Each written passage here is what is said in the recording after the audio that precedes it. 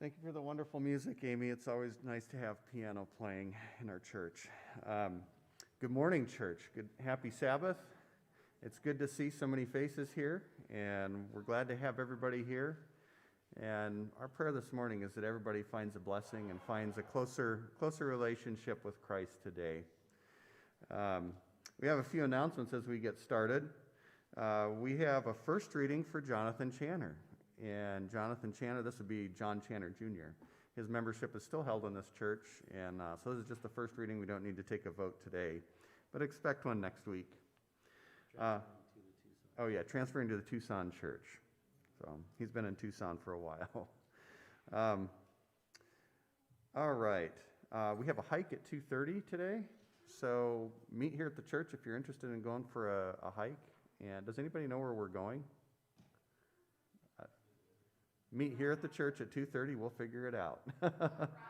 Rademacher. So this will be pretty kid-friendly. So 2:30 here at the church. Be nice to get out and see each other.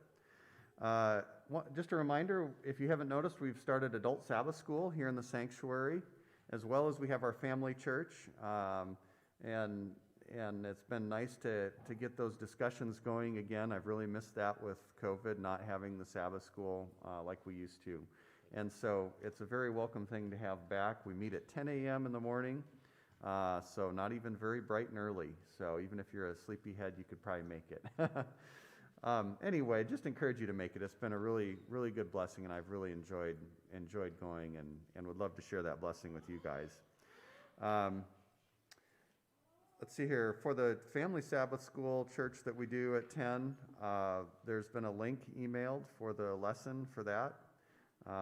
For the adult one, we're just going through the Adult Sabbath School. I think there's 3 quarterlies left, so if you absolutely need one, if you're a couple, try and share one if you can. There is also the possibility you can download the app on your phone. There's, I think, several Sabbath School applications on your phone.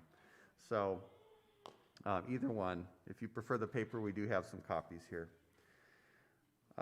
With that, let's move into the children's story at this time.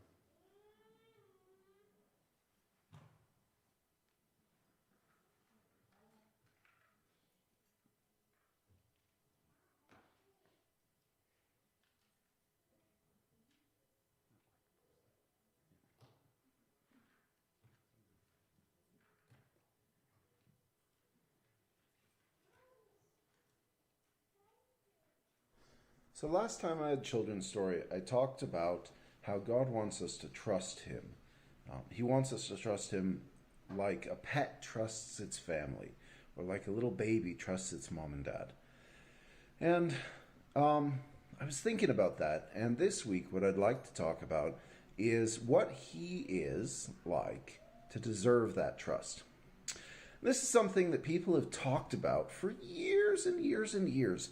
Over longer than our country has been around, people have been talking about this.